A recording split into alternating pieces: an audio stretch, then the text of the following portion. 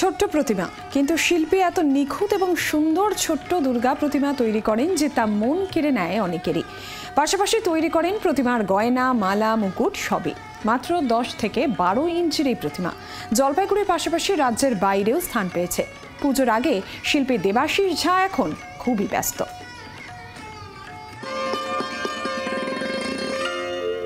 জলপাইগুড়ির সদর ব্লকের খড়িয়া গ্রাম পঞ্চায়েতের প্রতিমা শিল্পী দেবাশিস ঝা এখন খুব ব্যস্ত। দীর্ঘ প্রায় 40 বছর ধরে তিনি প্রতিমা বানিয়ে আসছেন। শুধু প্রতিমাই নয়, প্রতিমার গয়না, মুকুট, মালা সবই তৈরি করেন তিনি নিজে হাতেই। কারণ তার তৈরি দেবী মূর্তির উচ্চতা মাত্র 10 থেকে 12 ইঞ্চি, অর্থাৎ মিনি দুর্গা। বাজারে এই সমস্ত জিনিস মেলে না। শিল্পী এত নিখুঁত এবং সুন্দর ছোট্ট দুর্গা প্রতিমা তৈরি করেন যে তা মন কেড়েছে অনেকেরই। ইতিমধ্যে নেপাল, আসাম, রাজস্থান সহ এই রাজ্যের বিভিন্ন জায়গায় পাড়ি দিয়েছে তার তৈরি ছোট্ট এই দুর্গা প্রতিমা। এটা আমার ছোটবেলা থেকেই অভ্যাস। ক্লাস 4 পড়তাম, তখন থেকেই কাজটা করতাম। প্রথমে বড় বানাতাম, তারপরে কৃষ্ণনগরের ঠাকুর দেখতাম, দেখে আকর্ষিত হয়ে ছোট ঠাকুর বানাই। তবে কৃষ্ণনগরের ঠাকুরগুলো সাথে তৈরি হয়, পুরোই আগুনে পুড়িয়ে কালার করে বিক্রি করে। আমারটা সাথে তৈরি নয়, হাতে তৈরি।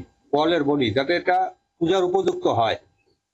আমার ঠাকুর 2005 সালে প্রথম আসামে যায়, তারপর রাজস্থান, মহীশূর যায়, নেপালে গেছে 3 বার, আসামে তো একবার গেলই, তারপর এদিকে আপনার বর্ধমান, আশগ্রাম গেছে, আর শিলিগুড়ি সহ বিভিন্ন জায়গায় গেছে। দেবাশিস বাবুকে কাজে সহযোগিতা করেন তার পরিবারও। পুজোর সময় বেশ কয়েকটি প্রতিমা বিক্রি হলে সংসারে একটু সুবিধে হয়। মাত্র কয়েক বছর হলো প্রতিমা বানানোর পাশাপাশি তিনি একটি ছোট্ট দোকানও করেছেন সংসার চালানোর তাগিদে। তবে তারা সুখী। ওর যা পারিশ্রমিক সে অনুযায়ী পায় না, কিন্তু যেটুকু হয় আমার সেইটুকু আমি খুশি আর কি, সন্তুষ্ট। আমাদের তো ভীষণ ভালো লাগে। আর এই ছোট প্রতিমাটাই তো সব থেকে বেশি পুজো টুজো সব মণ্ডপে তাই ছোট প্রতিমাই পুজো হয়, এই জন্যই খুব ভালো লাগে। আর এত সুন্দর, আর দেখতেও এত সুন্দর, খুব ভালো লাগে। এরকম হাতের কাজ বা এরকম শিল্পী সচরাচর দেখা যায় না। সবাই বড়টাই বানায়, মানে এত ছোট কেউ বানায় না।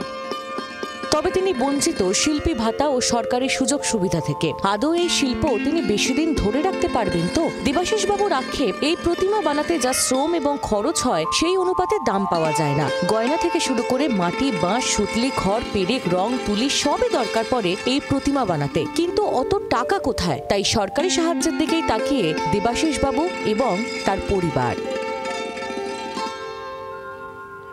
জলপাইগুড়ি থেকে প্রদ্যুৎ দাস, জি 24 ঘন্টা। বাংলার আওয়াজ, বাঙালির আবেগ, জি 24 ঘন্টা।